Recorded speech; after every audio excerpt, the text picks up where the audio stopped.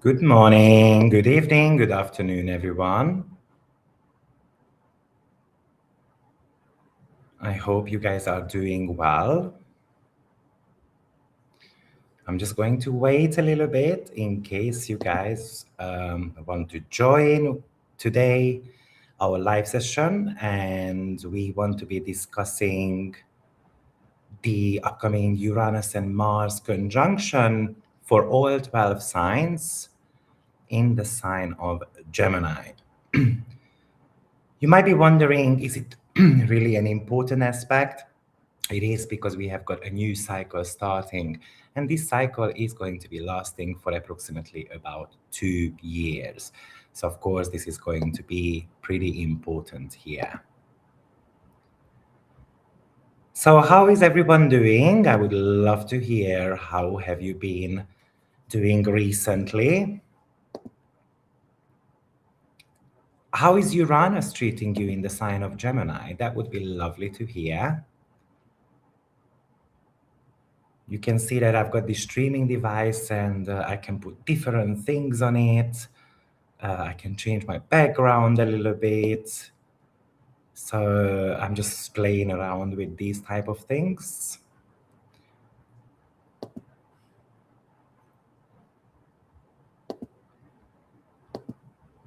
Welcome, everyone.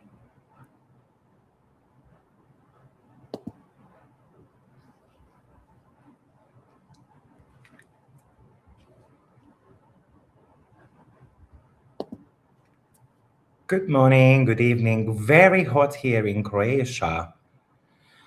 Yes, I feel your pain. I'm in Morocco. You might know that Morocco is a very hot country. I'm actually in Marrakesh, which is one of the hottest parts of Morocco. And usually I go somewhere else in the summer, but this year I haven't done that yet. Last year, around June 15th, I think, or June 14th, it was about 48 degrees. And I was like, no, I'm leaving tomorrow. So I came home, packed the bags. I asked my boxing trainer, please take me to north of Morocco, where the weather is at least 15, almost 20 degrees less, a good 15 degrees less than in Marrakesh. So instead of being in 48 degrees, I decided to be in 28 to 32 degrees, of course, which is bearable. I mean, to be frank, I don't really care about how hot it is, because I'm just not going to go outside. But I've got 2 doggies, and I tend to believe that I'm a good dad, and I don't want to leave them in the entire day, at home, because it's no life for them. So we tend to be going for 3, 4 walks a day. And surely in the morning, 1.5 hours, 1.5 hours in the evening, and at least once daytime as well. So in 48 degrees, I mean, the little paws gonna get burned, and they're just panting, and they don't want to walk daytime. Even in the morning or in the evening, they are kind of like struggling as well. So, that's the reason why I pack the bags and then I go somewhere else. Good morning, good evening, good afternoon, everyone. Someone has got Cancer rising. Jupiter didn't bring much. Uranus seems to be kind so far. I always say that Jupiter is such an overrated planet. I'm a very strong Jupiterian person, but I tend to see that when people are not reaching out for opportunities, they are not actively looking for opportunities, Jupiter gives, sorry for my French, but jack shit. So, especially in the sign of Cancer, Cancer is a passive sign. I know it's exalted, and we tend to believe that exaltation is super good, and we are happy about it, and that's all true. But without action, remember, Jupiter is a fiery planet. Without action, Jupiter will not produce results. So that's the bottom line of that. Hey, Victor, listening while getting my baby ready for school. Loving your lives. You are a good dog daddy. I love my dogs. They are my children. So, of course, I think everyone wants to be as good as possible to their children. And your doggies are always going to give you unconditional love, regardless. Okay, so let's get going. Let's cover Uranus and Mars conjunction for all 12 signs. Remember, let's just summarize what we spoke about yesterday. In case you haven't listened to that video yet, that would be a very smart thing to do so you can get the bigger picture. But I'm just going to give you a very short summary, 3 minutes, and I'm just going to throw some keywords at you to kind of think about your own house position, because I'm not going to be able to touch base on every single possible meaning of Uranus-Mars conjunction according to your rising sign. So if you need a bit of a guidance with it, remember this is a 2-year cycle, and then I've got my readings right now on 30% discounted till the end of the week. And also I've got my membership level 3 yearly program on 50% off as well. So you can be watching 222 webinars to be precise, and courses for about $600 for a year. So I believe you won't find a better deal out there. But enough of the advertisement, so let's get going. So the summary for Mars and Uranus is always going to be certain type of disruption. It can represent eccentric actions. It is about an independent force. It is a rebellious action, really. Often we do things that is going to be shocking others. It could represent violence as well. It could represent unpredictable anger management issues also. The actions are usually very reckless, often very irresponsible as well. Watch out, because it could represent accidents also. Typically in the sky, but because Gemini represents such things as cars and public transports and so forth, so we can have those as well, or with pedestrians, bicycles, and so forth. But Uranus and Mars is also the daredevil as well. Often they are chasing a bit of a thrill and adventure also. You can really channel Uranus Mars with extreme sports, for example. Often this is because Gemini is the sign of decisions. It feels like that we're going to have to be making a very quick decision on something also, kind of like, in the snip of the moment. It's an instant force. You don't have time to think it through. You don't have time to collect as much data as you would like to. So I'm going to have to say yes or no right now. What's the danger of that? We can make the wrong decision, right? It's also an excitement. Also, it could be sexual experiment as well. It can be really triggering sparks, especially if it's in your 7th house or the 5th house going through. So do let me know in the chat box below where it falls in your natal chart. I would love to hear about that. Also, this could, psychologically speaking, this could really talk to us about selfishness too. Why is that? Because Mars is the planet of action, and Uranus doesn't give a damn about societal rules. So basically, we are acting without being approved of our action. And that's not necessarily a bad thing, but others might be scratching their head. What the heck is this person doing? Often in the sign of Gemini, it's about having the courage to say something out loud that you have been maybe suppressing for a long time as well. Or Uranus is kind of like throwing off the status quo. So therefore you can be refusing to follow the suits, follow orders, follow whatever the authority figures want from you.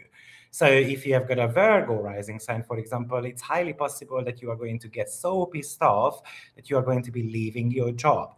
But it's highly possible also if it happens in your 2nd house or the 6th house.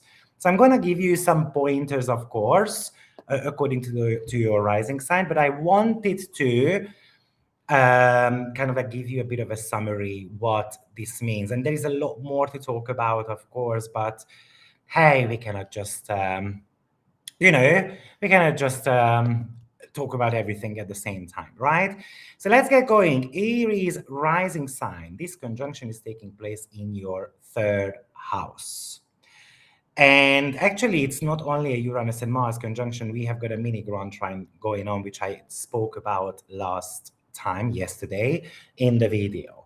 Now, what is 3rd house? 3rd house rules your immediate environment. Often, actually, it's the house which you run the errands with.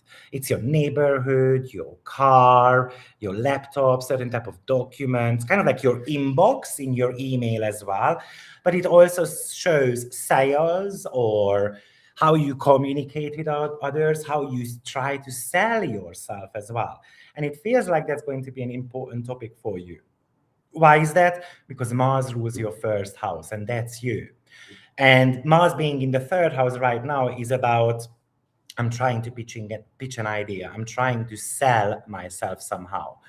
Third house is also short distance travel, siblings, and neighbors as well. So there is a bit of a collision happening here with Mars and Uranus. I'm not going to lie, it's not always the easiest aspect to deal with, but it's going to bring a lot of spark to your daily life. It's like you might be feeling like you are plugged into a 220-volt socket, really. So your mind is operating like at a very high speed. Your day-to-day, it's like running around like chicken without heads. You might be super busy, you might be attending different type of events. Everything in your daily environment seems to be accelerating. Your phone could be buzzing constantly. Your email box can explode, basically. Your mind is racing with millions of ideas. The previous 3-4 conjunction between Mars and Uranus happened in the sign of Taurus. So that was your second house. You need to be reflecting on that as well, because if there were certain type of disruptions to your finances, the third house is going to tell you that it's really high time for you to come up with new ideas, new ways of making money, as well as potentially learning new skills so that you can kind of monetize those. And therefore, you're going to feel this mental restlessness to upgrade, for example, yourself. Upgrading as in you might want to study something, fixing up logistical bottlenecks in your business, in your life. You want to be presenting your ideas to the world in a way. Now, because you are an Aries rising sign, Mars is your first house ruler. And Mars, therefore, represents your physical body, your personal drive, your entire life direction. But Mars also rules your 8th house as well. And that's the sector of finances, psychological matters, as well as um, even relationship kind of belongs there as well, because it could represent divorce, for example. So what does that or it represents commissions, passive income, taxes, partners' money, and so forth. So what I'm wondering is, because what happens here is that your first and 8th house ruler is kind of like getting plugged into your third house. So it means that you are taking a very direct, aggressive action to overhaul your financial leverage or even business contracts. That's the 8th house energy. But through communication, sales, writing, teaching, social media, all those meanings that I have given you connected to the third house. Remember, this is not a theoretical transit. It's more to do with the survival, and somehow your money is now tied to your vocal cords. So you can have that idea of, okay, I'm going to start singing and so forth. So it's about using your voice to negotiate a contract, maybe that has been draining your bank account. Maybe you are going to be having conversations with your partner, how to share certain type of assets. The third house is 8 sign away from the 8th. So this could be something where we are negotiating divorce deals, for example, but you can be negotiating collaborations as well. And then how the income is going to be shared between you and me. It's about kind of like weaponizing your daily communication. So in order for you to create financial security eventually. So what I'm kind of feeling like now, because the third house represents your cars and public transport, please be a little bit mindful about getting that car checked. It could represent certain type of accidents, unfortunately, on the road as well. The third house is the medical situation of a parent, so this could be changing for the better or for the worse as well. But it really feels like you're going to have the courage to say something out. It's time that you are being listened to. It's time to actually becoming a little bit more selfish as well, but not going to the extremes.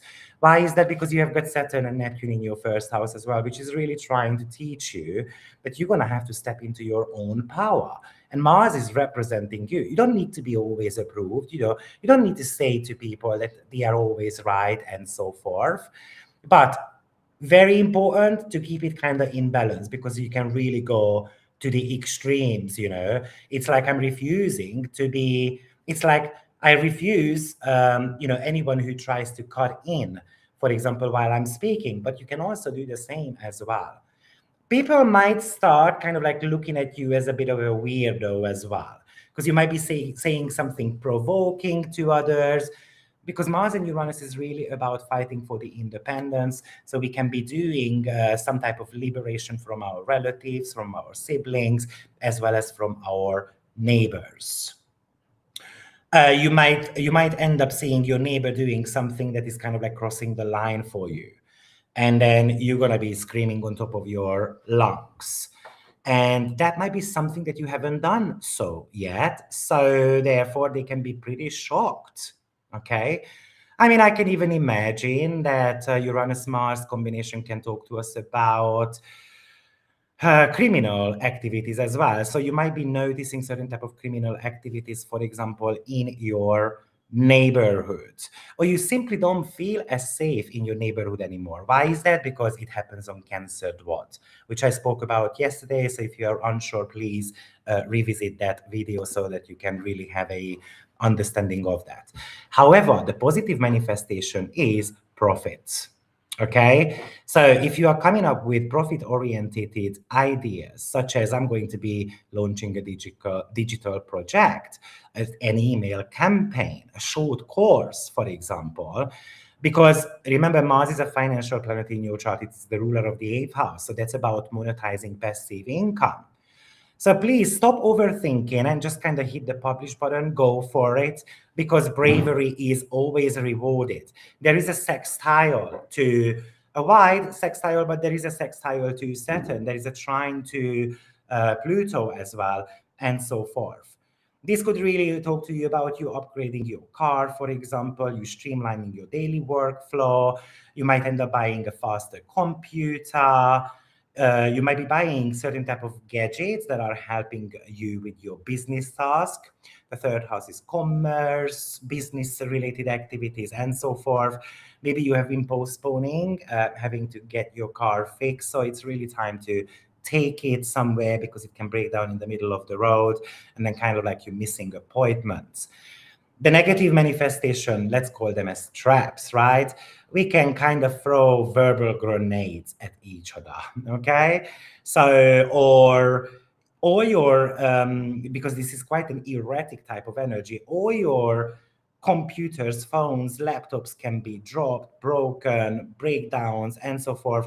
Your website can crash, for example, during a launch. And then you are again kind of running around like chicken without heads, trying to fix those up. And even it can create a bit of a nervous system burnout or circuit as well, though. Because the Mars is the ruler of the eighth house, that's about intensity. So you're trying to deal with crisis scenarios, certain type of intensity, and the third house is something to do with your nervous system, okay? It's your mind.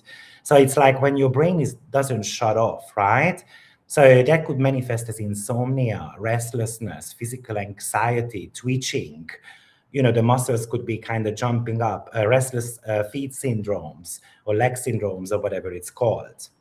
Okay, so this is it, Aries rising sign. Remember, if you want to know exactly how to map this cycle out, you want to be looking at where Uranus and Mars are natally in your chart. You're going to have to be putting that into your third house. Let's say your Mars is in the 12th house and Uranus is in your 10th house, for example. Then all this information that I've given you, how is that going to bring the career in? How is that going to be bring in the topic of grief, sorrow, losses, surrender, spirituality, and so forth. But if you need help, I'm here, 30% off of my readings, and you can get 222 courses and webinars for just $600. So grab that reading with me, and I will see you soon. Let's move on to Taurus rising sign. But let me have a look at what you guys are saying. physical fight here a few days ago. Uranus hit my Jupiter in the 8th house where my husband has his Mars. Bang. Yeah, it's kind of like, yeah, I get it. Mars and Uranus in Gemini transiting 8th house in opposition of natal Uranus and square Sun midlife crisis. Yeah, often midlife crisis is associated with Uranus opposition. I highly disagree with that, by the way. I don't think so, but that's another topic. Maybe if someone reminds me in the future, then I might shed light on that in a different video because there's a lot more to talk about there. This midlife crisis scenario is really the reason why it happened, because at certain age in the 70s, 80s, every single outer planet, so Neptune square Neptune, for example, Pluto square Pluto, Uranus opposition to Uranus, kind of happened at the same time. But actually, this is not true for every single generation, okay? So, because Neptune is very erratic, Pluto is also very erratic, Uranus is not that erratic from that point of view. So the opposition is always going to be happening 42. But Neptune square Neptune can be happening between the age of 36 to 46. Pluto square Pluto could be happening around age 40 to 50. So, but at that time, a good 40 years ago, it happened all around the same age and people went cuckoo. That's why psychologists started calling this as, oh my days, this is a midlife crisis. So it's not true for everyone though, okay? But just a quick word on that. Let's move on to Taurus rising sign. So welcome Taurus. If you haven't been listening, then we are covering the Uranus-Mars conjunction through each sign. And this conjunction is taking place in your second house. Remember to listen to the first video I made yesterday. It was a live session because I'm also talking about the mini-Grand trine activation and how that is important here. But your second house is your material world. It rules your liquid income, your bank account, your cash flow, your spending habits, your possessions. But yes, I often hear that the second house is the house of talent. I don't agree with it. I think the house of talent is more to do with the 5th house.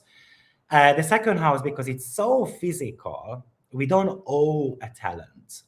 We practice the talent, and then it through mastery, it kind of like becomes kind of like ours. But others can have the same talent as well, right? So I'm not too sure if I would associate the second house with talent, but I'm going to leave that with you. This is talking to you, though, the skills that you can monetize on to be able to generate revenue.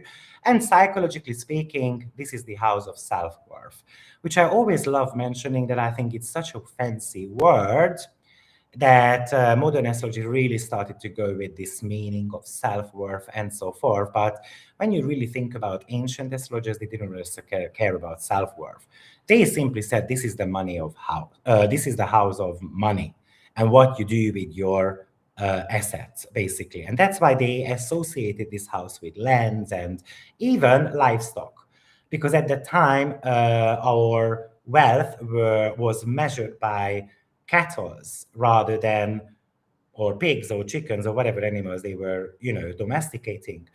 Nowadays, we do that with money as well as properties and cars and all this type of stuff.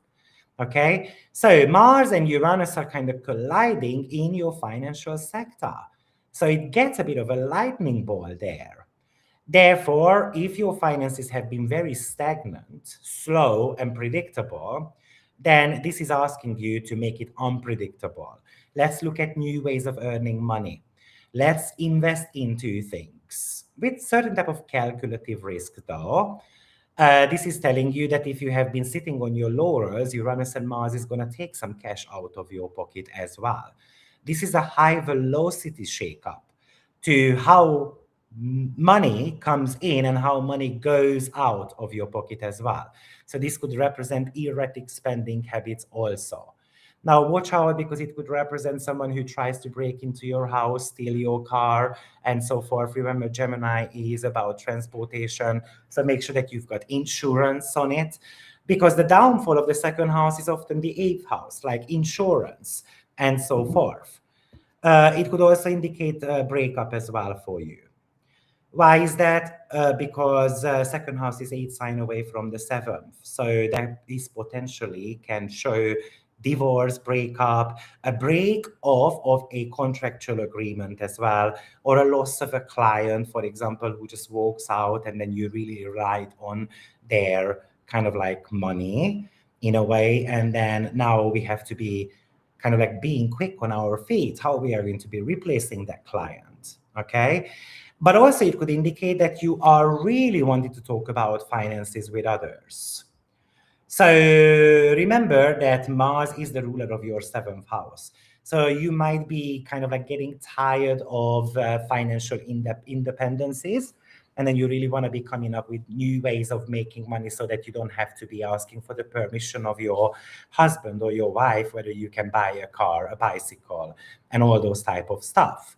But somehow this is a physical shift in your bank account. So I'm urging you to look for new ways of generating that income. It doesn't mean that you are going to get dismissed and fired and all those type of lovely things of so. But maybe it's time to start looking at just other revenues to kind of stay on the same safe side as well. Okay. Now, also, Mars rules your 12th house, not only the 7th house, but the 12th house as well. The 12th house is the sector of subconscious, hidden vulnerabilities, behind the scene work, things that operate kind of like in a blind spot, something that we can't see. So therefore, remember I said Mars and Uranus is the representation of criminals, 12th house is the losses. So you need to be watching out for scammers, clicking on some dodgy websites and so forth. Again, Gemini websites, because they might be collecting your data and so forth. Don't give your PIN number anywhere and so on. But really what it means is that the 12th and the 7th house ruler are plugged directly into your second house of cash flow. So this means the hidden, the behind the scenes strategies and the sudden shift with your clients or within your partnership are a driving force towards your income or your spending force as well. This could indicate a massive realization about where your money actually comes from, who controls your money, because Mars, ruler of seventh, is 8 sign away from the seventh house. Number 8 brings a topic of controls as well. Like I'm being controlled, or I'm trying to give so much to my husband, to my wife, but I feel like I don't receive enough back as well. Okay, so some of the positive ones, it could really speed up your revenue stream. You can get really genius, you can launch something super fast. It's kind of like a transactional digital product, for example. It could represent even promotion, but usually Uranus brings promotions actually in the 6th house. It could be a freelancer type of work. It could be someone who wants to kind of just hire you for an event, but it might be coming with a bigger amount of money. Okay. Or simply you want to be severing a bad financial agreement, or you are spotting certain type of details in that out of the blue. Or maybe you are going to be, because Mars is the planet of courage, so you can be even demanding a higher rate from your client, from your partner, and so forth. Watch out for spending, watch out for even financial disputes as well with clients, business partners, romantic endeavors, and so forth, because this could lead to explosive arguments over money as well. And also, it could indicate actually financial multitasking. And is that a good idea right now? I'm not too sure, to be frank. One thing to mention here is that Mercury is going to go retrograde. So, just be mindful about what you put your energy into, whether you are putting all egg in one basket, because it's like chasing 5 different ways to make money at the same time or at the exact same time, can be resulting in some very uncomfortable conversation as well as financial losses. So to win this energy, Taurus rising sign, I think use that Taurus rising sign. Just stay as grounded as possible, but move fast. Don't procrastinate, because the window is going to get shut on your face. So that's all I would say to you.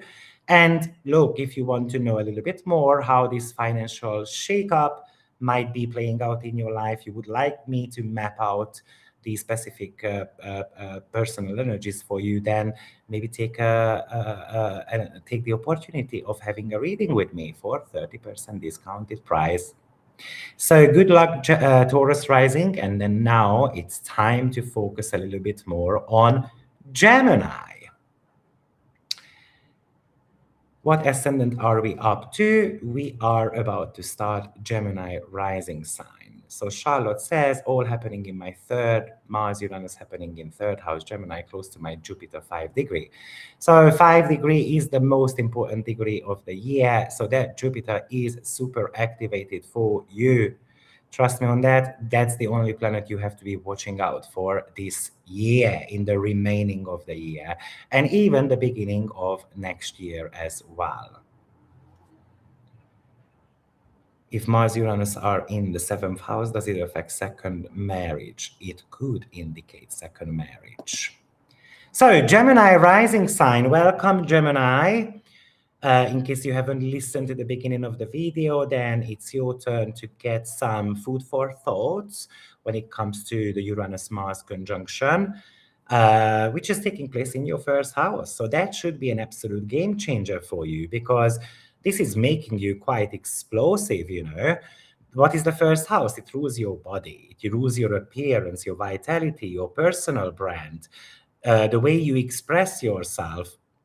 It's kind of like the cockpit of your entire life direction. And, you know, with Gemini, what's the life direction you need to have? You need to be able to communicate. You need to teach. You need to listen, and you have to be heard by others as well. Now, we've got this high voltage jolt of kind of cosmic adrenaline coming into your first house. So, you know, but this should speed you up a little bit, especially if you have been feeling tired because Uranus-Mars conjunctions, the last three of them happened in the sign of Taurus. You might have felt like that things were stagnant, you were invisible for the past few years.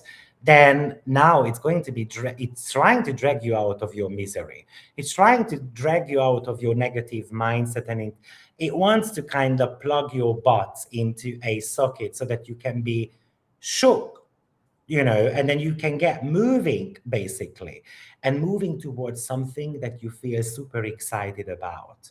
So it's upgrading your physical energy. It wants you to be driven. It wants you to be projecting yourself completely differently to the world. So update your style. Don't ask for approvals. You know, if you want blue hair with, I don't know, pink highlights, go for it, because now it's time for you to stand out courageously. I think you are getting also that kind of urgent, unreliable need to kind of reinvent yourself. So it's not just about upgrading your physical appearance, but it could be really any of your life direction, especially work related, because Mars is the ruler of your sixth house. You can be tired of worker circumstances. You can be tired of certain type of chores. You might be tired of trying to fix other people's problem. And then Uranus and Mars, like I said at the beginning of the video in the little summary, that this is a little bit of an egotistical decision. It's a bizarre behavior. You used to clean up after everyone, and then Uranus Mars says, sorry for my French, but screw you. I'm not going to be doing that. You are old enough, do so, and so forth. So, but therefore, because it's the ruler of your sixth house, this could really talk to us about career changes, for example.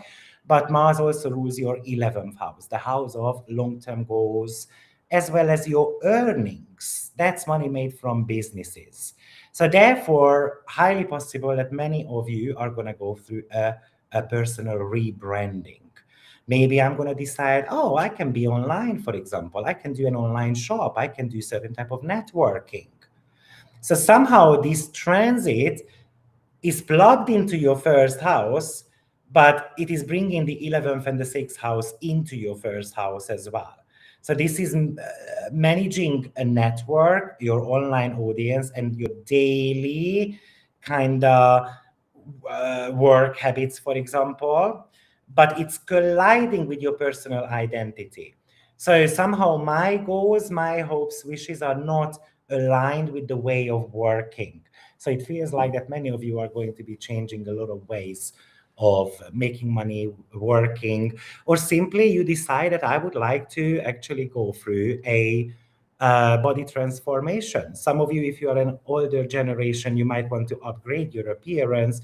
So you're going to end up going for a plastic surgery and so forth. So for me, this is also about you wanting to be sitting in the leading position, like in the driving seat of your car. So you might end up, for example, being the leader of a group project, for example. Remember, because this is in a highly protective Cancerian dwad, I think you are modifying your lifestyle choices to kind of feel emotionally more secure, or simply even physical well-being. That could be a topic here.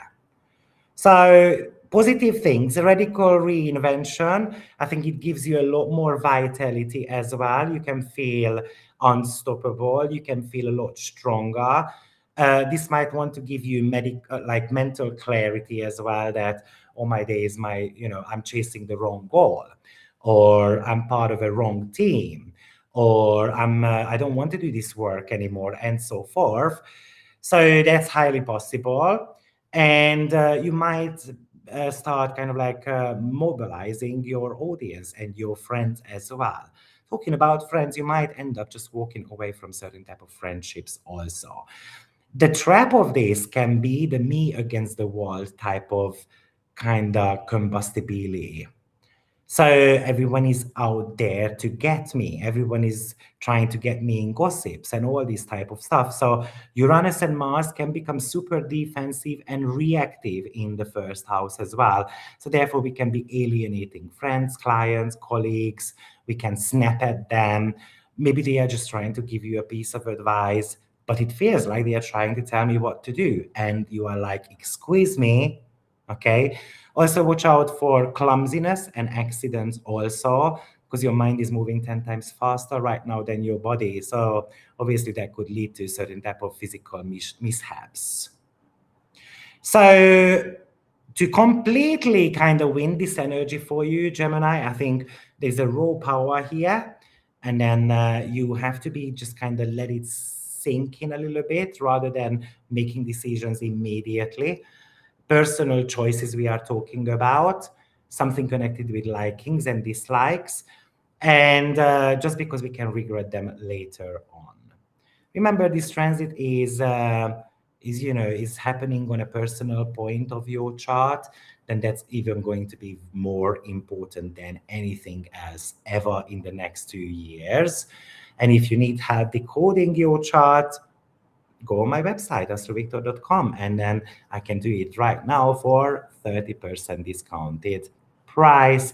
So I think less than $100, you can have a 1 hour reading with me, or you can have 222 courses and webinars only for $600. And then you can decode your own chart on your own. So Gemini, don't forget to like, subscribe, and all those lovely things, okay? And make sure you step into your own power, because that's the most important message right now. And I will see you in my next video. So it's time to go for Cancer rising sign, but I'm curious to see what you guys are saying. Uranus in Gemini, 10th, 3rd degree. Okay, we gotta get to that. Oh, you mean you natally have got that. Okay, I have Mars in Leo, 3rd house with North Node there. Jen, the 3rd house is also things that we do by hand, by the way. So even Uranus and Mars conjunction is super, it can get you inspired for things, to create something. And that came to my mind because someone has got Mars in Leo in the 3rd house natally. So often those are very creative people, and then they can create stuff with their hands. And this Uranus-Mars conjunction can be an awakening moment for such thing. Okay. Okay, so let's move on to Cancer rising sign. So Yeah, Cancer, this is happening in your 12th house, and I'm really curious to hear how you have been holding on with Uranus being in your 12th house. You have got all the karmic houses getting activated.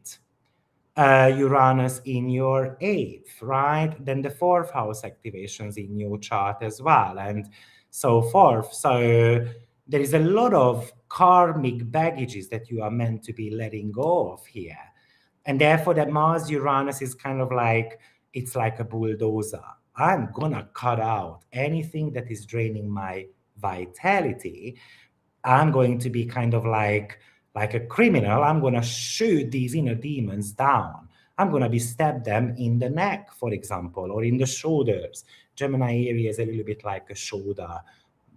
This neck is Taurus, but a little bit the collarbones and this part of the body is a little bit more Gemini, and of course your hands as well.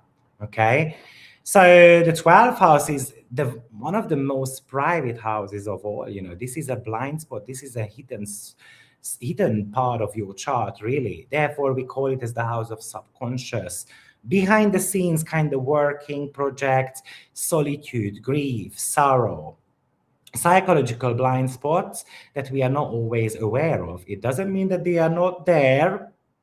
These are things that potentially you work on out of the public eye. So no one really knows about it. You know, some call it as the house of bedtime activities because, yeah, that could be it. It's the house of sleep, but it's not the only house that rules sleep. It's also the fourth house as well. There's a slight difference between them too. It's about resting and, but most importantly, having to release old mental baggages. You know, I think that is one of the key factor here.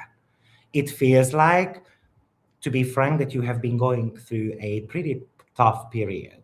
The last, I would say, about 8, 9 months. And you just make it tougher if you don't start cutting things out of your life that are not needed there anymore, you know. And that might be connected to your career.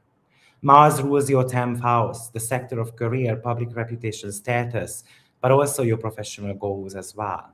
Mars rules your 5th house too, so the house of joy, creativity, entrepreneurship, children, speculative businesses, self expression, and so forth. It looks like that job started sucking the joy out of your life.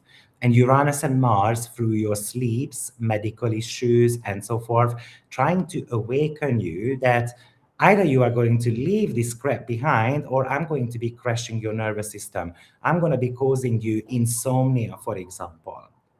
You know, so it's about you maybe having to figure out that you are meant to be entrepreneur.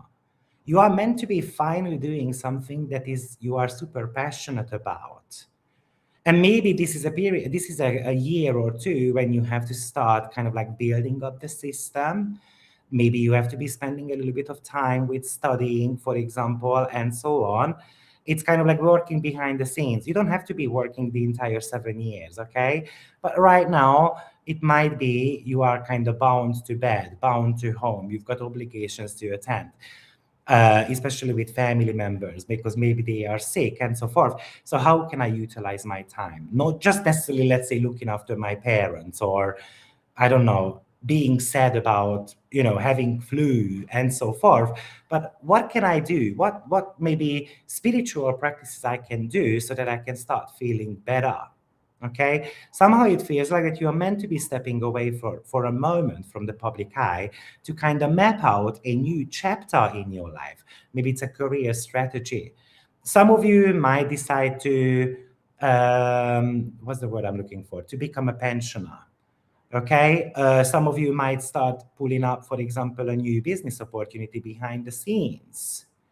Again, remember, I think it's double important for Cancer rising sign because this conjunction happens on Cancer dwat. Okay, so Cancer is about the home and it's about the roots. So your psychological roots do not seem to be healthy. Many of you. So the question is, what am I going to do about my own mental sanity? Because it feels like there is a lot of outside noise there, and you're going to have to be able to cut it out. Now, the positive side of it is that you are mastering something behind backstage, okay? And therefore, it can give you a lot of focus to be able to write, to develop a creative business, I don't know, to come up with a YouTube channel. You might be isolating yourself a little bit because you want to get things done, right? Let's say in a week.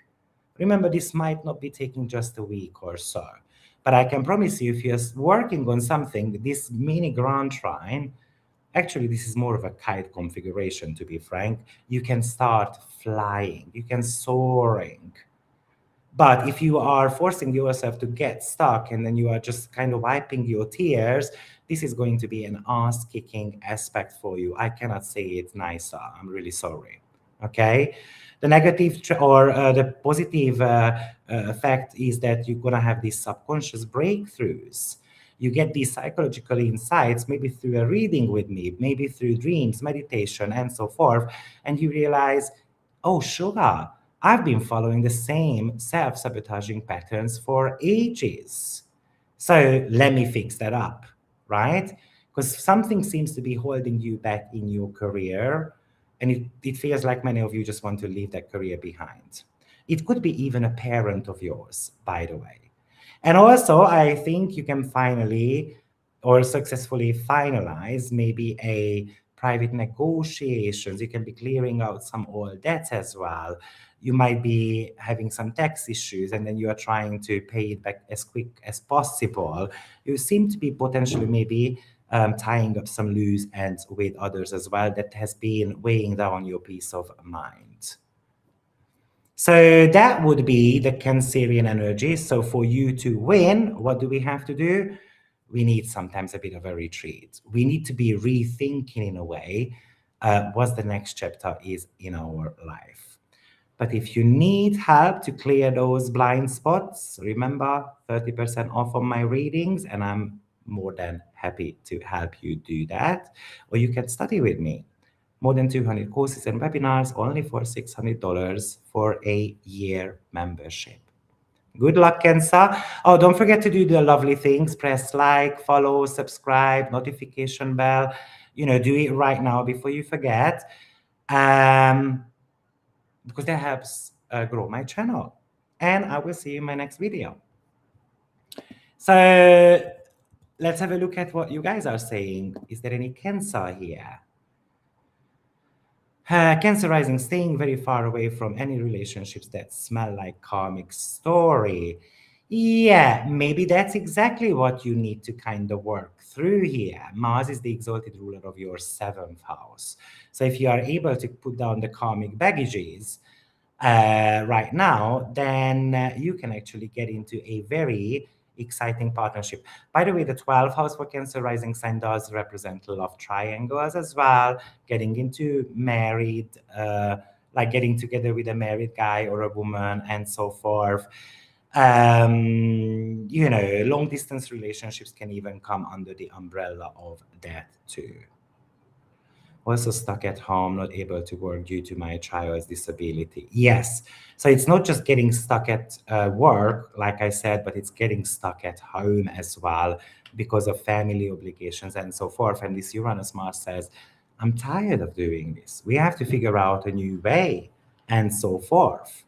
And if that's the case, you know what? Then potentially maybe, try to do that. Why not? Okay, so let's move on to Leo rising sign. So welcome, Leo.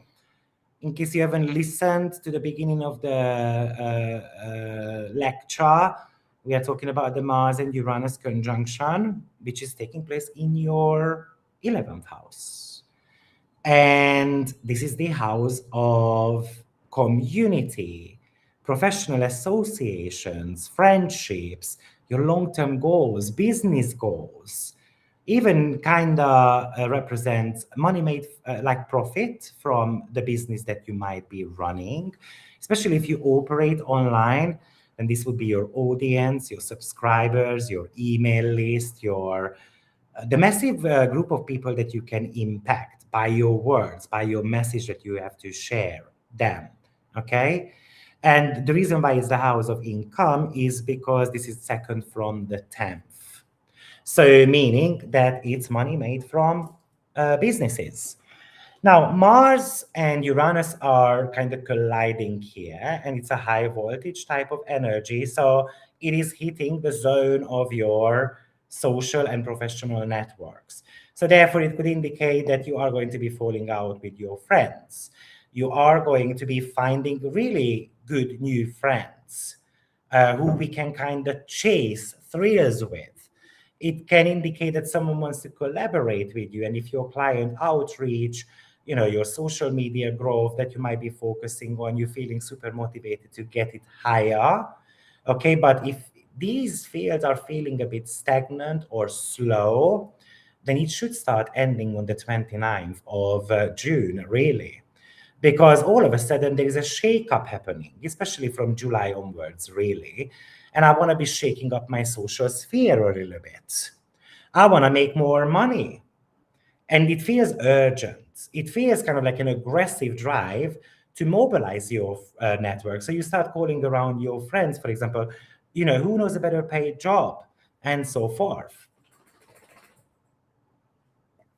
You might actually realize that I cannot get along with certain people. Our opinions and worldviews kind of shifted somehow. So you might decide that, yeah, we're going to be kind of like departing as well.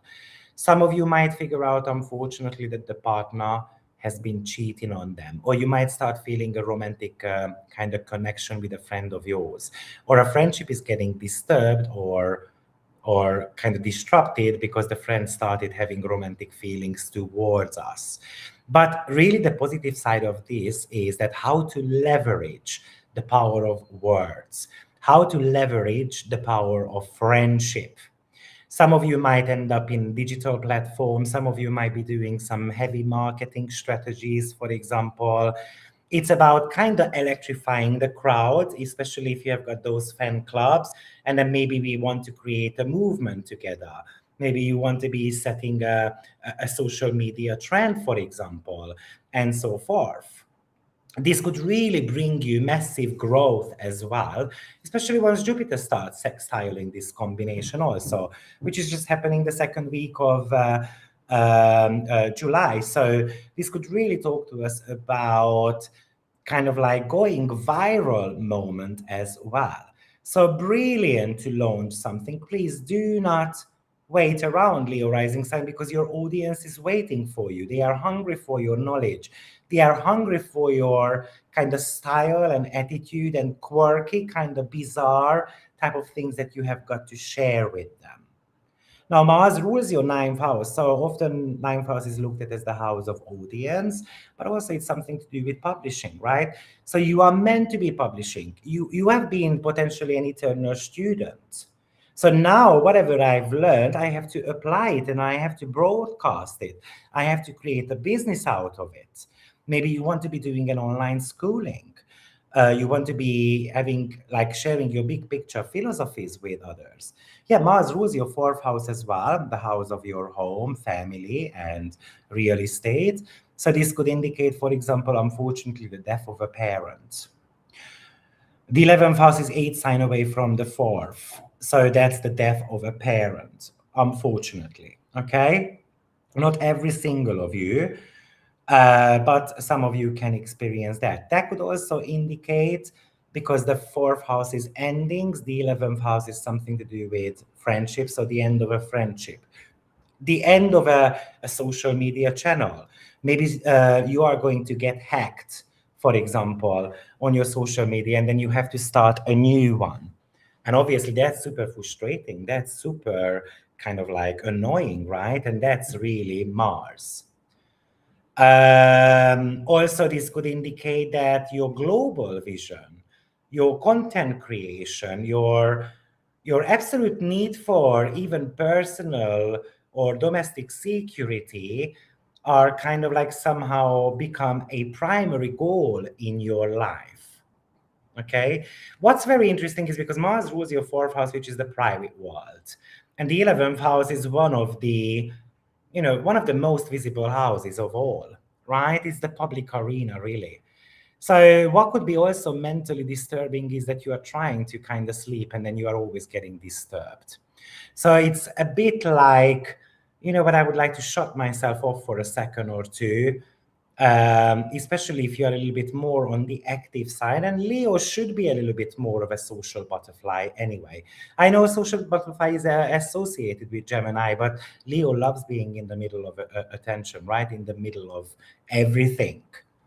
So I think viral network expansion, an idea could be kind of like taking off so big that you're going to be the next creator of the ice bucket challenge. I always come up with that idea. That's the only kind of a huge social trend that I remember. And I know I'm 43 years old, but I don't follow these trends. But that's the only one I always remember from about 2011. Also, you can be collaborating with influencers. You can have a breakthrough in your long-term goals. You might have been working towards something.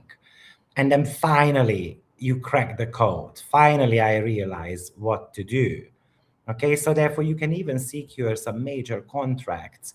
You can do some affiliation partnership like I do. I've got an affiliation system on my website in case someone wants to work with me. Check out the details on my website, AstroViktor.com. But you should be potentially upgrading your inner circle as well, because the fourth house rules chosen family, and the 11th house is kind of like the Facebook friends. So those are not always the close friends. And you might want to be upgrading. In a way, who do I trust and stuff like that even can be coming up here as a topic. There could be feuds within certain type of partnerships, so watch out for that. Your words can carry quite aggressive edge right now. So a poorly phrased email or phone call or stuff like that can cause kind of like a blast, unexpected misunderstanding. So even watch out for such thing as well. So, Leo, for you to win, what are we going to do? You're going to step up your game. You're going to take the center stage. You're going to be part of a network. You're going to be leading that network eventually, okay? And you do all these intentionally. And this should be a successful period. If you still need help to decode your chart, remember 30% off on my personal readings and 50% off on my membership. You can have 222 courses and webinars for only $600 for a year, unlimited watch. So I'm excited to have you on board. Let's have a look at what you guys are saying before we get into Virgo energy.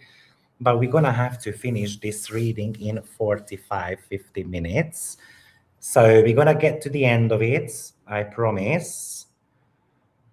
Okay, there is some comments coming here. I just made a fantastic friend today. Good job. What sign are we on? We are getting to Virgo. So, Virgo rising sign. What is happening in your life? And Virgos, where are you watching from? Is there any Virgo in the chat box? I would love to hear. But this is happening, this Uranus and Mars conjunction happening in your 10th house. So it's going to be shaking up your public life. It's going to be kind of becoming a bit explosive in your career department. Because the 10th house is career, public status, business reputation. But also you can kind of fall out with your parent, you can fall out with a boss of yours, and you're going to be like, no, I can't take this anymore. I'm just going to shut the door on your face. I'm going to walk out, and you're going to see what you're going to miss. Okay. And all of a sudden, you can feel that kind of desire as well, that you want to be changing your long-term ambitions. You want to be seen differently. And what's the trap of Virgo? Often what happens with Virgos is that you are always kind of like the, the best employee.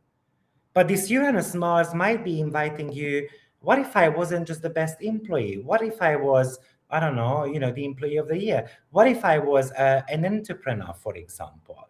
What if I kind of partnered up with someone? Because often with Gemini midheaven, the key success factor is that you shouldn't be doing just one job. You should be doing two at the same time. I'm a bus driver daytime, I'm an astrologer nighttime. Two unrelated things, because it's all about curiosity for you. It's all about mental stimulation. And one boring job is not going to cut it for you. And Uranus and Mars is trying to get you out of it. So really start looking around, what is happening, because this might be bringing you certain type of new job opportunities, which might be even coming with more money or investment opportunities. And this is somehow asking you to take risk. Don't shy away from it, but always calculated risk though.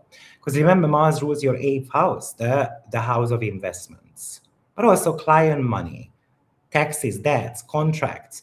So this could indicate such things that you are taking a financial risk, and maybe in kind of like disturbing times, you're going to be coming up with an unconventional business idea.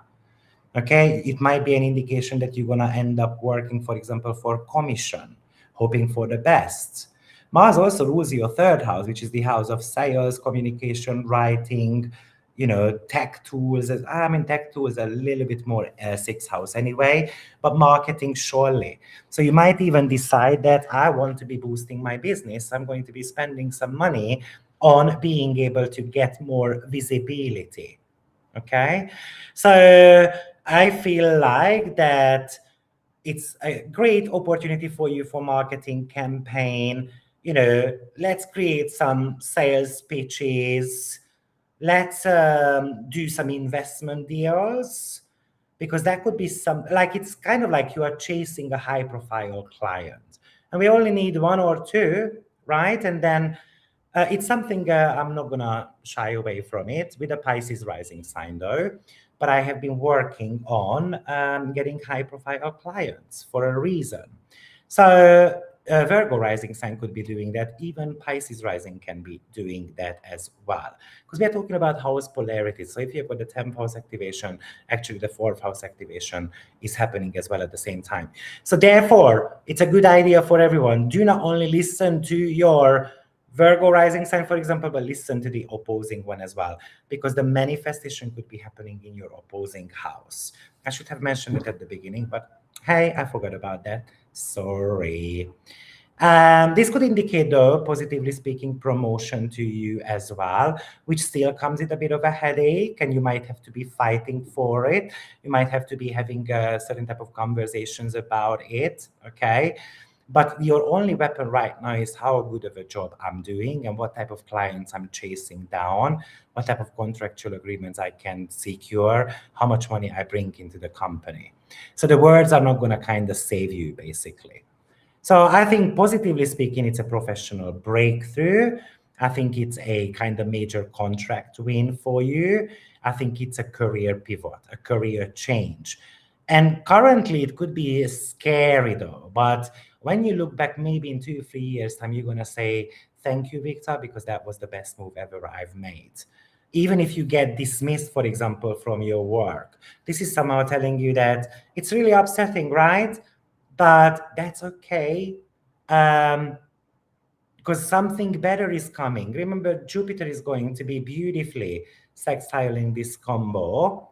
But if you are not at the right career department, and most of us are not in the right field. I have to tell you this story, because I have a client somewhere from Europe, a very young gentleman. And, only 10% of my viewers, or about 6% of my clients, are males.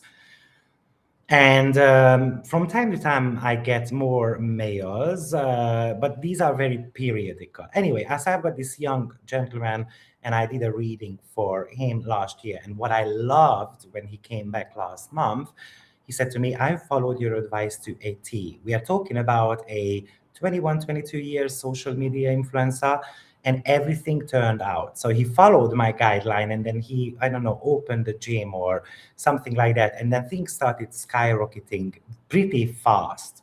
And that's exactly what Uranus can do in your 10th house. But if you're not doing the right thing, guess what? It's just not going to happen.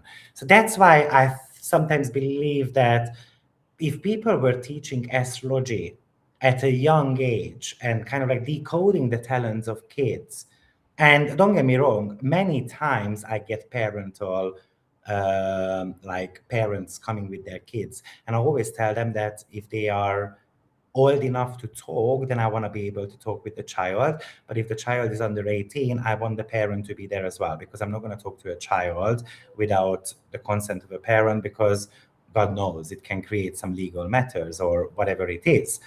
Okay, but I wish this was the tea, you know. But anyway, so that's for Virgo rising sign. So your action plan is get that spotlight on.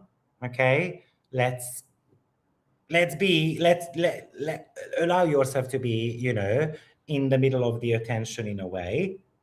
Let's come up with a great business strategy, and then let's conquer the world. Make sure that you have got those professional ideas, and then let's pitch them to others. So, Virgo, don't forget to do the lovely things like subscribe. Do it right now because you're going to forget. Ring the notification bell, as well as don't forget to seek your spot and claim a reading with me for 30% off, or come and study with me at my academy, university. I guarantee you're going to learn a lot about yourself, and that might be a life-changing moment for you.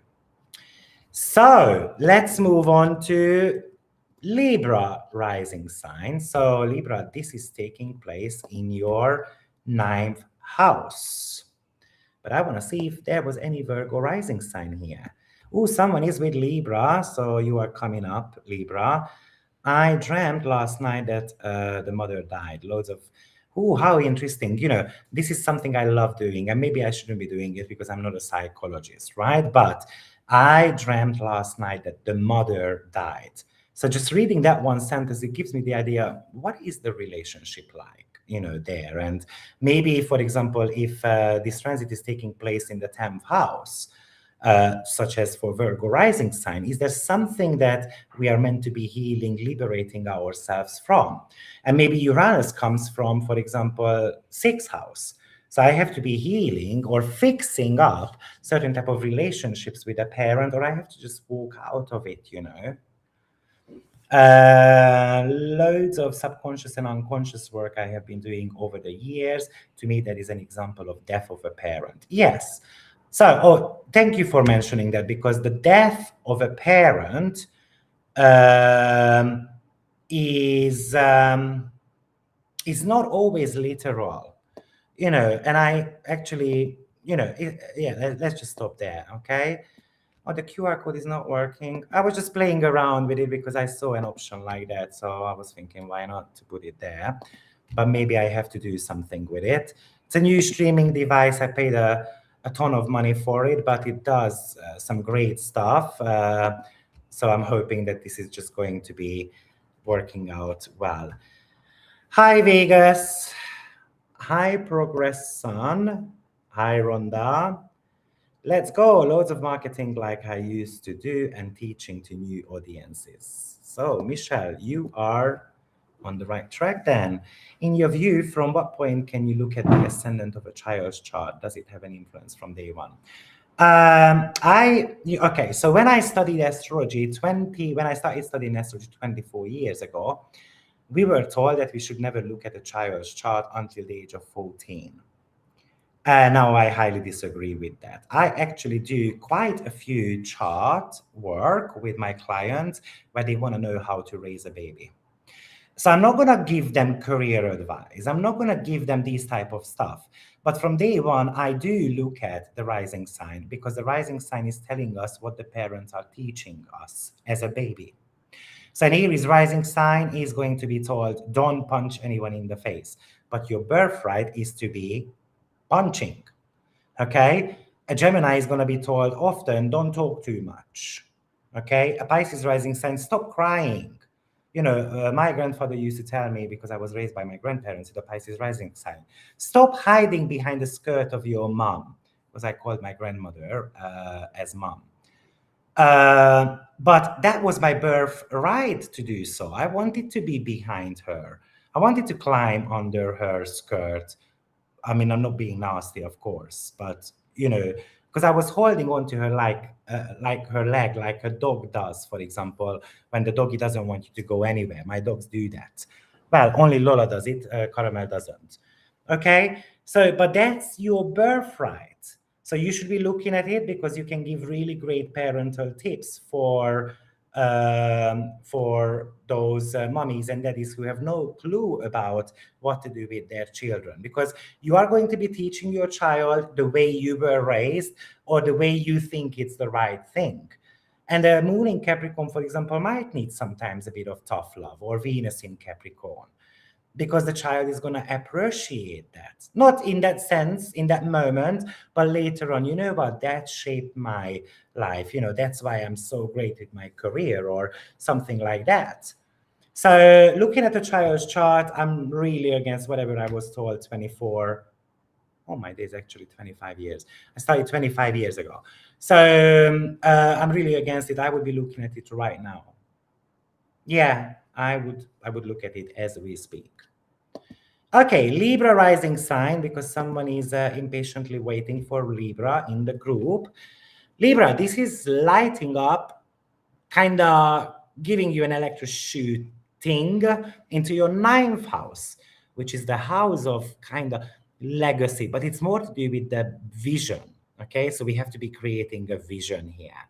It wants you to expand your mind. It wants you to open up your horizon a little bit. It wants you to go global. It wants you to make sure that the world sees you broadcasting your talent. It wants you to say out something loud that you might have been suppressing for the last 6, 7 years, or maybe 2 years. And you might be fed up with someone. Maybe you are fed up with your husband or wife. And then you are, because Mars rules your 7th house. And then you want to say out loud, you want to be screaming on top of your tongue, you want to be sharing your opinion with others. This is encouraging you that you stop being a people pleaser. You've done that for, 45 years. Now it's time to get in touch with your own truth. It's hitting your belief system, and you've got a message to share. And that should be shared on a global scale. I think the last 5, 7 years, you have been struggling financially. Or you might have been dependent somehow psychologically, emotionally, or physically on your partner. And now you've got something to say about it. You know what? I've sacrificed my youth for you. Or, I want to be able to stand on my own 2 feet. I don't want to be kind of like just locally getting bogged down. I want to see the world. I don't want to feel boxed in. So this is a breakthrough. It's about you broadcasting your expertise. And I feel like you started trying to broadcast your expertise already. I think maybe you started Libra about 2 years ago, but I think it didn't work out. So the question I'm having right now is, have you given up? Because if you have given up, then this Uranus Mars is trying to kick your butts. You just need to have faith. It wants to shake up your faith. It is telling you that you have been believing in the wrong thing. You have to be recalibrating your mindset. You have to be recalibrating your faith as well. So I feel like for you, because Mars rules your 7th house on one hand, which is partnership, business contracts, legal agreements, one-on-one clients, maybe you have been trying to do things on your own, but Gemini is a double-bodied sign. So Uranus Mars says, why am I not coupling up with someone and then reaching my goals, my vision together with others? So let's reach out to clients, collaborative partners. Let's come up with some legal agreements as well. Potentially, some of you might be going through some legal battles. This could actually indicate that before, what's the word in English? before the dust, sets, I think there is a bit of a storm in a teacup type of scenario there. So it feels like, but eventually we reach the goal here. Okay, and then we start exchanging opinions. And the ninth house is about listening skills. So it's not just about talking, but listening as well at the same time. And you would be shocked what you would get to know if once you sat down and you talk things through, let's say with their partner, with their client, with their business associate, and so forth, even with your parents and stuff like that. Okay, Libra, remember to listen to Aries as well, because sometimes energies are playing out in the opposing house. So what I'm really feeling, oh, and sorry, on top of that, Mars rules your second house as well. So somehow you see your money and your partnerships are tied together. So therefore you might be dependent on that client, or you might be dependent on your husband, or your husband or wife is dependent on you. So it could be working the other way around as well. And Uranus and Mars says, I'm just getting tired. I'm fed up with it. So I'm going to be kind of like expanding my mindset so I can rewrite the financial baseline. I can rewrite the financial script in my life. And sometimes you need a guru for it. And if you need, I'm really much of an expert in career and finances. So come and have a reading with me. It's 30% off right now. So you might be ready to, okay, let me tell you, I have a friend of mine. I've been nagging her to do something internationally. I've been nagging her to relocate. She is very stubborn. Oh my days. Super stubborn, a lot of Scorpionic energy, Scorpio stellium. So she would never do, what she suggested. But one funny story I've got is, and she started kind of listening. I remember she was selling her house and she couldn't sell it. And she was like, can you look at my chart, please? Can you erect a horary chart? I said, sure. So I looked at it and then I told her, increase the price and then it's going to go very quickly. Oh, you're so stupid. If I increase the price, why would it go? I was like, can you just bloody do it? You asked me to give you a free reading, so just do it. Try it for 3 days. What can you lose? She sold the house in 2 days.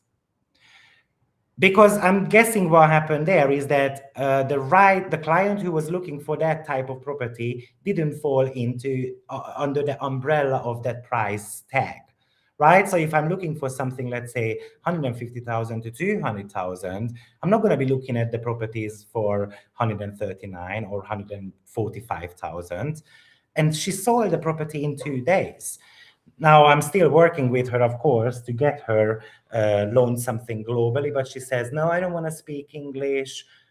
She speaks English relatively well, but no, I just want to do things in Hungarian. I was like, you're just digging up your grave, really, like literally. But anyway, enough of that. So I think it could be international launch. It could be a legal kind of victory as well for you, actually. Or you might be breaking up a contractual agreement. I can even imagine certain type of discrimination or work-related accidents, and then you have to be suing them, and then you would be winning that. Maybe it's resolving a long-standing kind of legal bottleneck, relationship bottleneck, contract negotiations. I can even imagine something to do with licensing as well. And I can definitely imagine that you are upgrading your skills, and this is a time for you to go ahead and book my membership program on level 3 for $500, $600, 220 courses you can watch for a year. Maybe this is the skill that you need, right?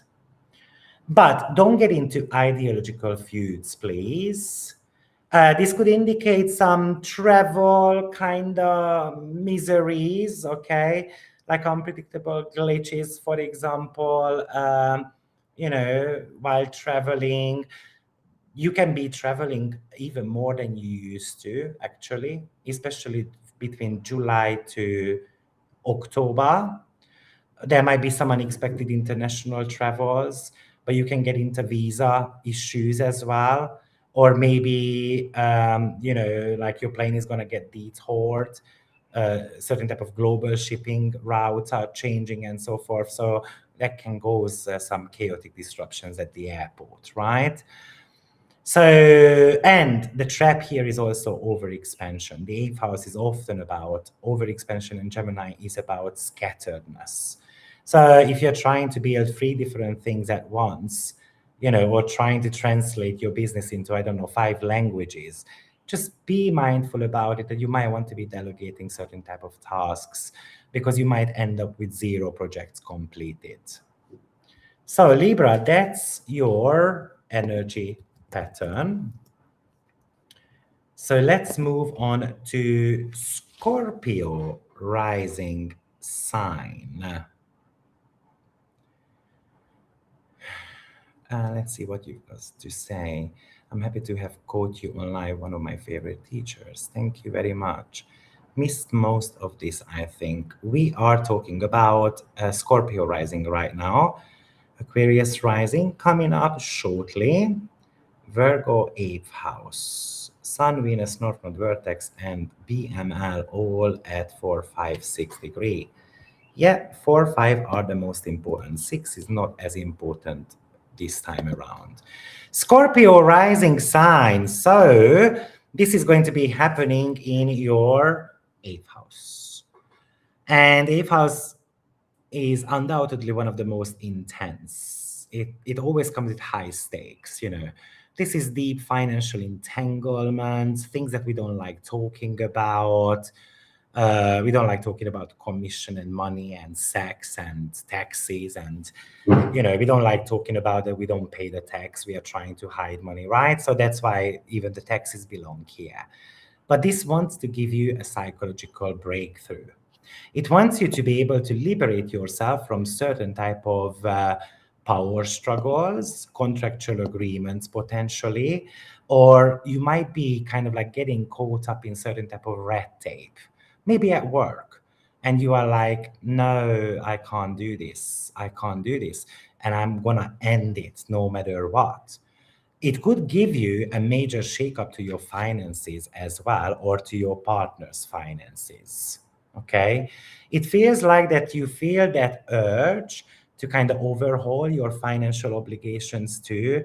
You might want to renegotiate a contract, let's say with the bank. You want to be getting rid of a debt. You want to be restructuring your investment portfolio, or you abruptly you want to cut ties with certain type of financial arrangements that feels like it's holding you back. Even it could be a partnership also. Gemini always uses strategic intelligence, and Mars uses more sharp negotiation. So it's kind of like you are whipping up kind like evidence, for example, and then you are just sharing that with another person. But somehow it feels like that you are changing the terms of your game, basically. And it feels like that you want to be holding the pen. So whatever we are negotiating about, you want to be the last one to kind of sign that piece of document. So what it feels to me, Scorpio, is that, because by the way, looking at your, rulership, Mars rules your 1st and 6th house. So the 6th house is your work systems. That's why I mentioned that potentially you want to be kind of like ending a contractual agreement. You want to be discussing the terms, like, I'm going to stay in this company, but this and that I want you to give me. I need you to give me, This could talk to you about the end, the death of work as well. So you can get dismissed, as well as you can just decide to leave, for example. This could indicate, unfortunately, operations also. This could indicate some miraculous recoveries as well, because an ending of an illness. This is definitely asking you to start treating and upgrading the way you treat your body. This could talk to you about the fear of aging, for example, and then Mars, which represents surgeries, and then Uranus is certain type of technological. So we end up going for, kind of like some certain type of technological treatments. And therefore, we can get obsessed with it. We can spend a lot more money on it as well.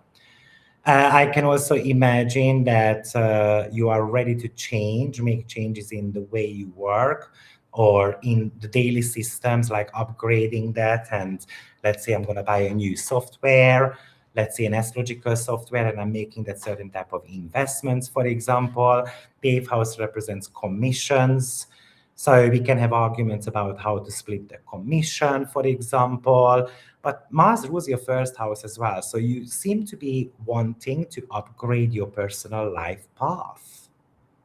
It could indicate that somehow you are feeling forced to change how you work, not only on a day-to-day basis, but on a physical level.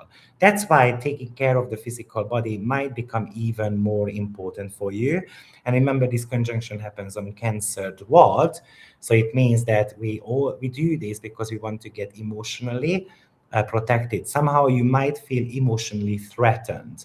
For example, at work. I mean, imagine that you are going through sexual discrimination, sixth and eighth house. You feel like that you don't get equal opportunities because of, let's say, your sexuality or you being a woman or stuff like that. Even there could be some scenarios, okay? Somehow it also feels like because of that Cancer dwelt that you're trying to aggressively insulate your financial security as well as your personal independence. It really feels like that you are somehow suffocated. Maybe you are being told what to do and so on. So for you, I think this might be about tax liquidation, contractual breakthroughs. Maybe this is an ultimate power move, right? So you are ready to kind of cut through a massive financial stagnation. Maybe you are ready to get rid of certain type of alliances. Maybe you are ready to kind of reclaim your ownership over your professional assets, over your creative ideas, over your marriage, and so on, even over your children, actually. Like you might be ending up having to argue about alimony or childcare, benefits related stuff as well. But there is a winning kind of scenario here, though. Negatively speaking, you can get into financial feuds. It can indicate banking issues and tech glitches on your, more expensive, expensive items, for example. And also it could talk to you about kind of like getting into a mental obsession loop. So just really watch out because you might be doing a lot of research about the past. Remember, you've got a fourth house activation with Pluto there. You want to be digging the dirt up. You want to be figuring out the secrets. But did I get too obsessed and I'm not moving towards the future? And that could be something you might want to be able to kind of focus a little bit on. I think it's time for you to audit your contracts, your financial agreements. Maybe you want to be looking at such things as online payment system, as well, if you are working online. But this is also a psychological healing. You have to start kind of like doing that, most likely connected to relationship department, actually. So if you have got Mars conjunct Uranus natally, this is going to be even more important than ever, because you don't only have got in a certain house position, but you have got so-called a recurring transit, a holographic transit happening, which means that the distance between two planets are repeating right now in the sky, regardless of the house positions where they happen, regardless of the signs. But that house position where, let's say, the conjunction takes place, so that square is getting triggered, and it doesn't have to be in aspect to the natal position. This is something I've just recently talked about in my predictive class. So, Scorpio, if you need help decoding your chart, I'm right here. And book a reading with me. It's 30% off right now. Or you can study with me. Why not? It's 222 courses for $600, and you can watch them as many times as you wish to for a year. I'm so happy I caught you live too. I'm the one from Morocco, if you remember me asking where you were And because in one of your videos, I could hear oh, yes, I do remember. I resonate with Scorpio reading with so many planets in my 8th house and the moon Uranus conjunction in Scorpio 10th place. What if we have okay, so I answered that question. Sagittarius, this is happening in your 7th house, so it should start shaking up some of your relationships. For example, in your romantic relationships, imagine that the relationship has been stagnant and boring. So this is kind of like trying to pump into some excitement. How are we going to bring that thrill of chase back into that relationship? So it would be all about, yeah, we're going to be upgrading our intimacy department, for example. We are going to be potentially travel.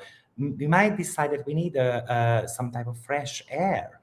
Some of you might even decide we need threesome, for example. We need an open relationship. Some of you might get into a long distance relationship, especially if you are single. If you are single, and this is actually talking to you about having to get active, Mars, maybe on social media, Uranus, so that finally you can find someone out of the blue. And Mars Uranus often indicates kind of like a partner who at first we don't even fancy, though.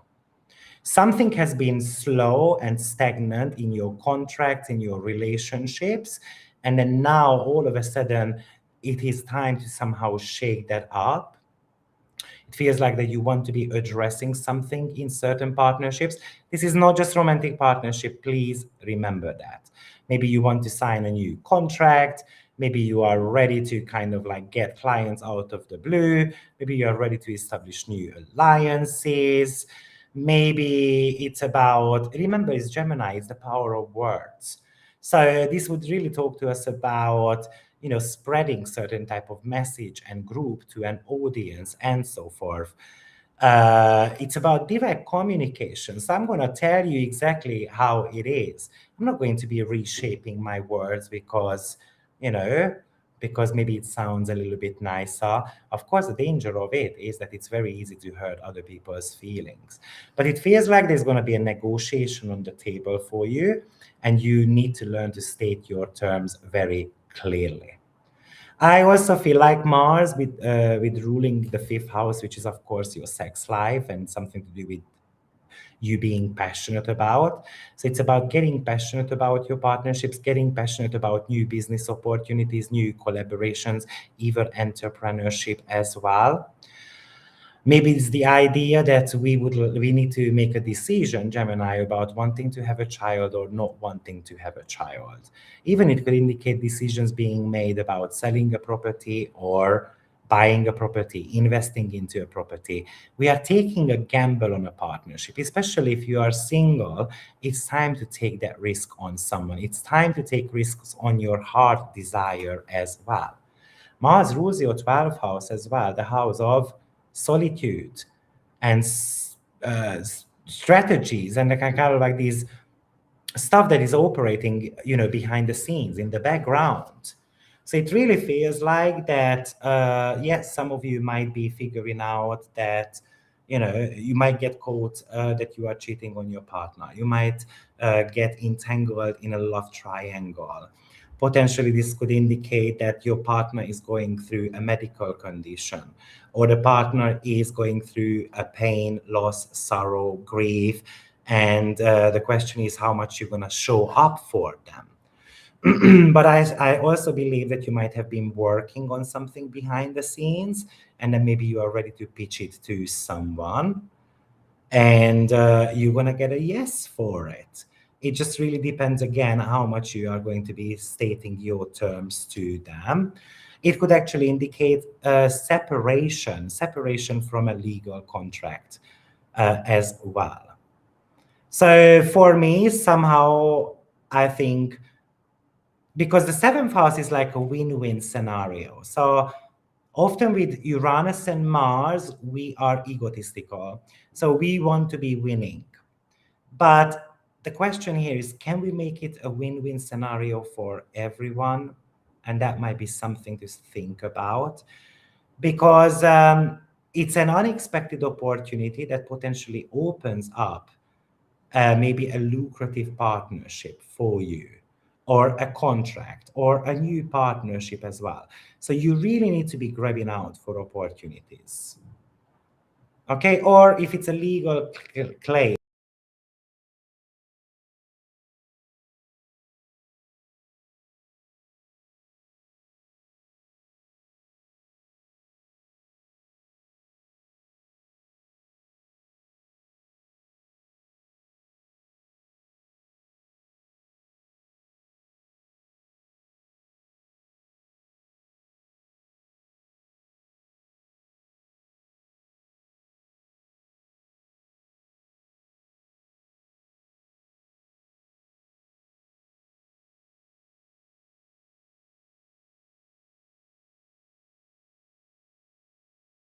So why not?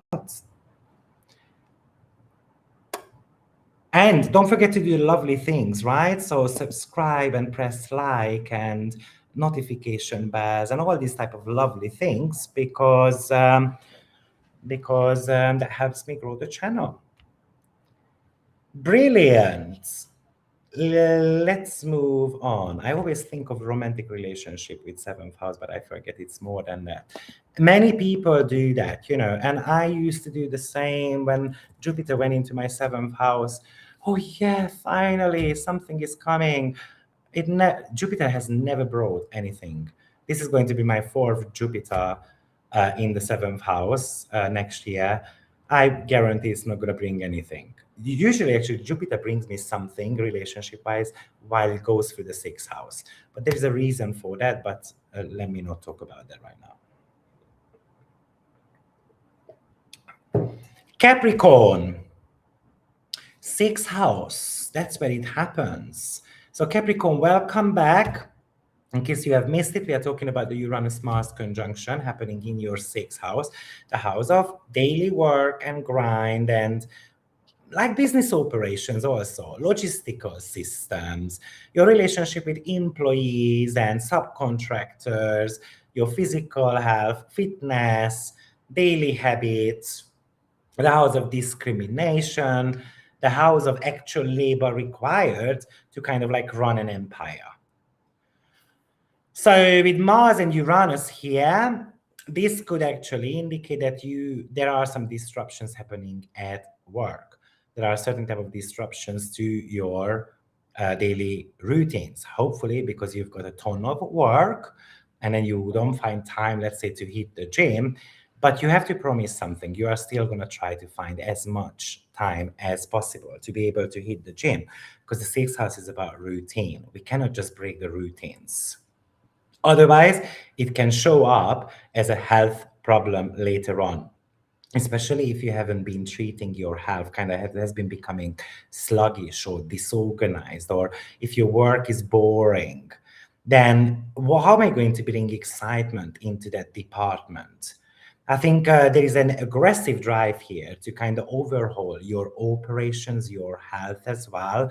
You need to be careful with accidents, cuts and burns and stuff like that. For example, in the kitchen while you're doing your daily stuff, at the gym, don't drop weight on your toes and these type of stuff. Change the physical training routine. Mars and Uranus wants you to do something faster. It wants you to be, you might decide to fire an employee, someone who is inefficient, right? Sixth house is efficiency.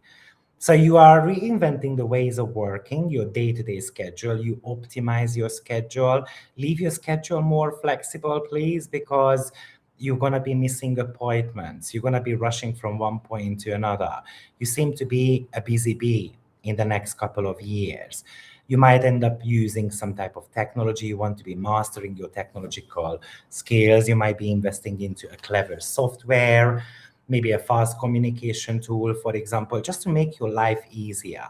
That's how you simplify your life. The sixth house wants to make things simpler. Mars rules your fourth and 11th house. So the 11th house is online platforms.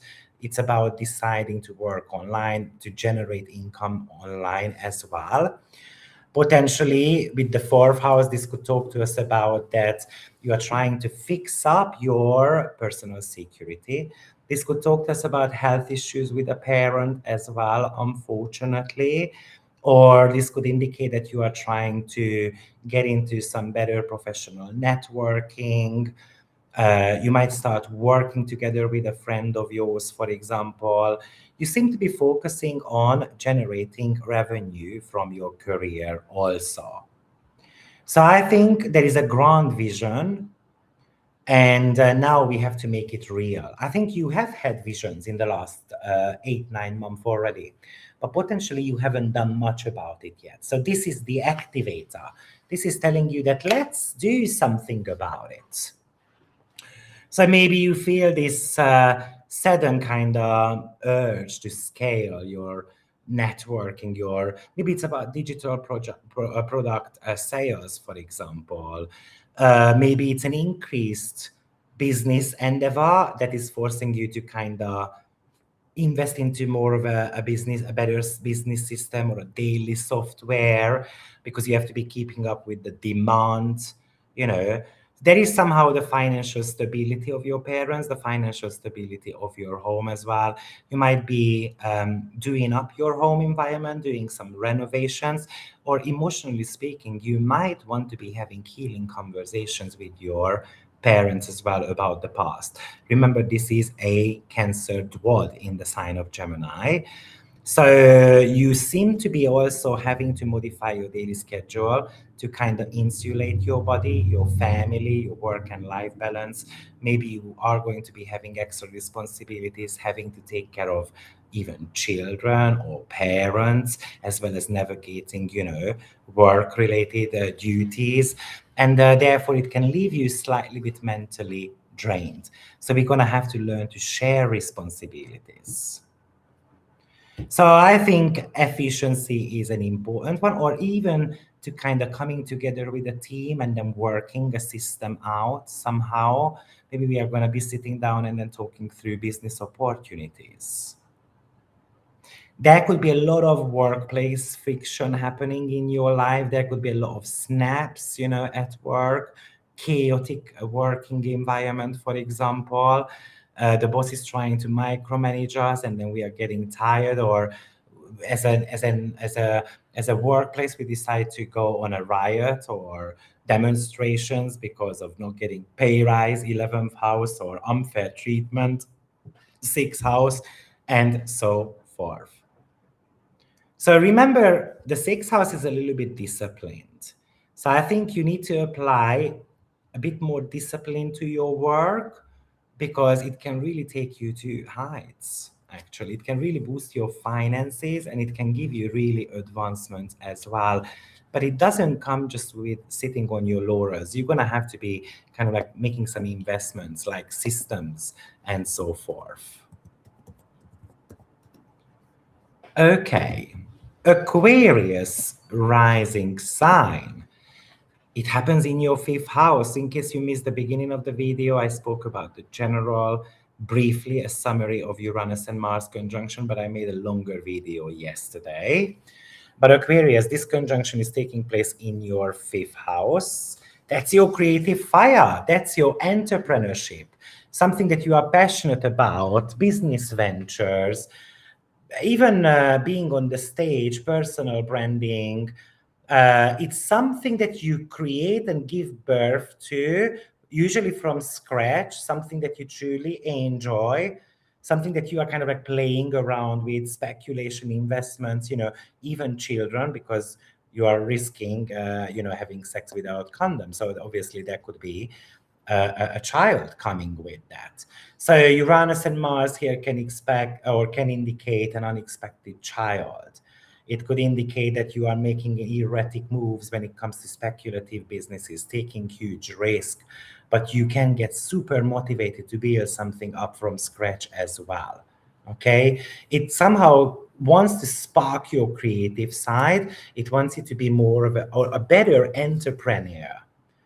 It wants you to kind of mobilize your ideas and finally get going with it, because I feel like you were distracted the last couple of years and you knew you had to make money. You knew that you had to implement some new ideas, but I think most of you or many of you didn't do that.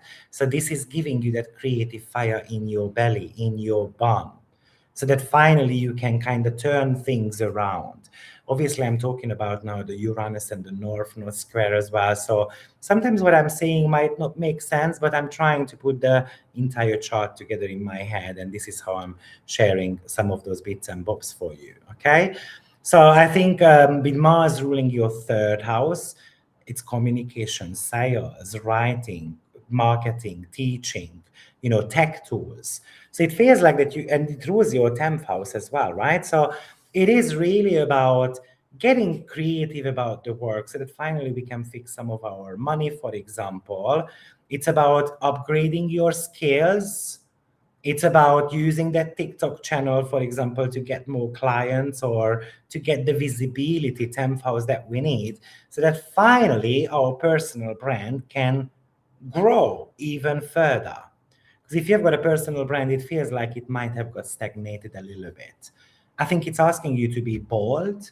I think it wants you to, let's say, I'm going to do a marketing campaign, but of course the fifth house can represent romantic life as well. So the question be here is whether we are talking about to get more official, or we are remaining in this kind of like casual type of dating endeavors. And Uranus Mars is okay with it, but your 10th house is not so okay with it. So it's like, okay, do I want to be in that status of being a lover, for example? Because you might have wanted to move together with someone. You might have wanted to kind of solidify things a little bit more. So this could indicate breakups, and this could indicate moving together with someone as well, though. And sudden pregnancy, I think I mentioned. Yeah, so let's have a winning mindset here, right? And I think the winning is about you creating your own brand, being very creative. You are not going to be sitting on a project for millions of years. We're going to be doing a little bit of a lightning fast type of launch. Let's have those creative ideas. Let's be genius. And then it wants you to be an entrepreneur of some sort, especially if Uranus comes from your 10th house, for example. Natally, I mean. It's about a speculative victory for you as well. So it's not about jumping into something, because remember, Gemini is about collecting data. So Gemini collects data because kind of like it wants to understand, a bit more information before it jumps into anything. So it's a strategic, creative gamble, because that can pay off for you.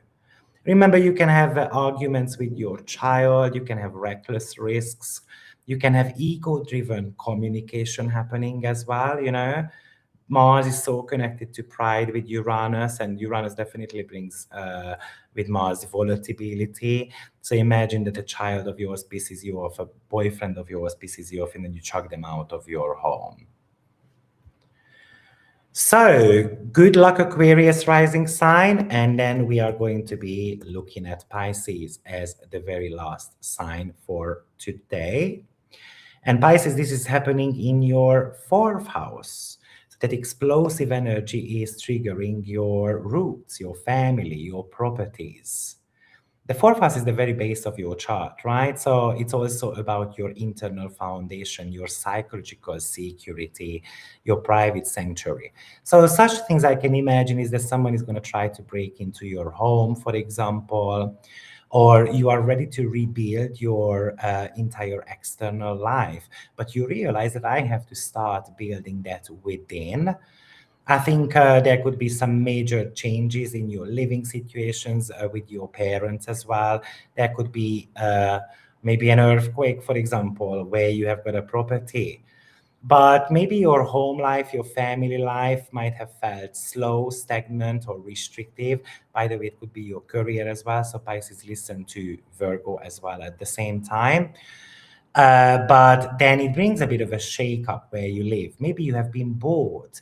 let's say I have felt bored in Marrakesh and I would like to relocate somewhere, but it feels like you have had financial considerations. You didn't have enough money, for example, so you were like, no, I'm not going to be relocating because money is tight. I don't want to be spending money on this. It's too risky. This combination is inviting you, what if you took a bit of a risk, Maybe this is sudden news about selling a property. It could be a sudden news about the death of a parent as well. This could talk to us about, due to the fact that Mars rules your second house and ninth house, so you might want to be, for example, selling a property of yours abroad. You want to be investing into a property abroad as well. Ninth house is the sickness of a parent. Fourth house is a parent, so you might be hearing news about them. Also, you might want to be liberating yourself from family baggages.